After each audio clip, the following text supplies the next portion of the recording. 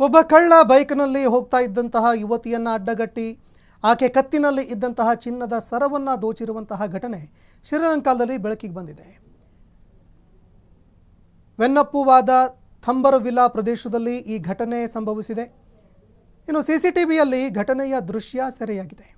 ಆರೋಪಿ ಬೈಕ್ನಲ್ಲಿ ಬರ್ತಾನೆ, ಸ್ಕೂಟಿಯಲ್ಲಿ ಹೋಗ್ತಾ ಇದ್ದಂತಹ ಒಬ್ಬ ಯುವತಿಯನ್ನು ಅಡ್ಡಗಟ್ಟಿದ್ದಾನೆ. ಅದಾದ ಬಳಿಕ ಆಕೆಯನ್ನು ಕೆಳಗಡೆ ಬೀಳಿಸಿ ಸರ ಕದ್ದು ಅಲ್ಲಿಂದ ಪರಾರಿಯಾಗೋದಕ್ಕೆ ಯತ್ನ ಮಾಡಿದ್ದ. ಆದರೆ ಬೈಕ್ನಲ್ಲಿ ಪೆಟ್ರೋಲ್ ಇಲ್ಲದ ಕಾರಣಕ್ಕೆ ಸಾರ್ವಜನಿಕರ ಕೈಗೆ ಸಿಕ್ಕಿ ಸಾರ್ವಜನಿಕರ ಕೈಯಲ್ಲಿ ಒದೆ ತಿಂದಿದ್ದಾನೆ.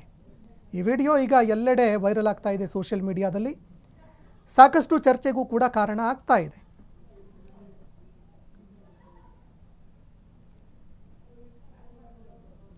ಇನ್ನು ದೃಶ್ಯಾವಳಿಯಲ್ಲಿ ನೋಡ್ತಾ ಇದ್ದೀರಿ ನೀವು, ಬೈಕ್ನಲ್ಲಿ ಯುವತಿ ಬರ್ತಾ ಇದ್ರು, ಸ್ಕೂಟಿಯಲ್ಲಿ ಬರ್ತಾ ಇದ್ರು.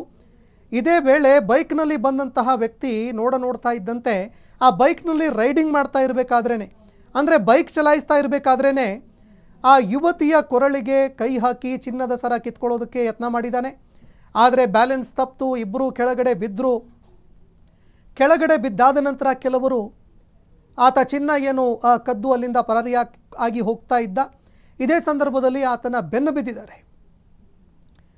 ಇನ್ನು ಆತ ಕೂಡ ತನ್ನ ಬೈಕ್ ತಗೊಂಡು ಅಲ್ಲಿಂದ ಪರಾರಿಯಾಗೋದಕ್ಕೆ ಪ್ರಯತ್ನ ಪಟ್ಟ, ಚಿನ್ನದ ಸರವನ್ನು ಕಿತ್ತು.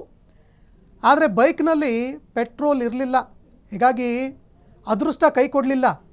ಜನರ ಕೈಗೆ ಸಿಕ್ಕಿದ್ದು ಜನ ನಂದು ಒಂದಿರಲಿ ಅಂತ ಹಾಕಿದ್ದು.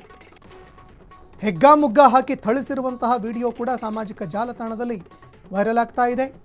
ಜೊತೆಗೆ ಸಾರ್ವಜನಿಕರ ರಕ್ಷಣೆ ಬಗ್ಗೆಯೂ ಕೂಡ ಸಾಕಷ್ಟು ಚರ್ಚೆಗಳಾಗ್ತಾ ಇದೆ. ಏನು ಪಬ್ಲಿಕಲ್ಲಿ ತಿರುಗಾಡೋದೇ ಬೇಡ ಅಂತ ಮಹಿಳೆಯರು ಮನೆಯಿಂದ ಹೊರಗಡೆನೇ ಬರೋದಿಲ್ಲ.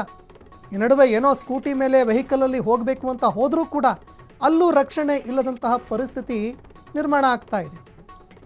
ಇದಕ್ಕೆ ಪ್ರಮುಖ ಕಾರಣ ಚಿನ್ನ ಹಾಗೂ ಬೆಳ್ಳಿಯ ಬೆಲೆಯಲ್ಲಿ ಆಗಿರುವಂತಹ ಏರಿಕೆ.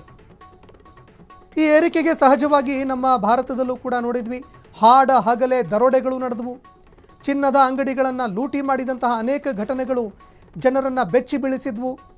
ಆದರೆ ಶ್ರೀಲಂಕಾದಲ್ಲಿ ಈಗ ಒಬ್ಬ ಮಹಿಳೆಯ ಚಿನ್ನದ ಸರವನ್ನು ಕಿತ್ಕೊಂಡು ಹೋಗುವಂತಹ ಪ್ರಕರಣ ಸಹಜವಾಗಿ ಸಾರ್ವಜನಿಕರನ್ನು ಬೆಚ್ಚಿ ಬೀಳಿಸ್ತಾ ಇದೆ. ಕ್ಷಣ ಕ್ಷಣದ ಸುದ್ದಿಗಳಿಗಾಗಿ ಫ್ರೀಡಂ ಟಿವಿ ಸಬ್ಸ್ಕ್ರೈಬ್ ಮಾಡಿ, ಲೈಕ್ ಮಾಡಿ ಹಾಗೂ ಫಾಲೋ ಮಾಡಿ. ಹೊಸ ಸುದ್ದಿಗಳ ನೋಟಿಫಿಕೇಶನ್ಗಾಗಿ ಬೆಲ್ ಐಕಾನ್ ಮೇಲೆ ಕ್ಲಿಕ್ ಮಾಡಿ.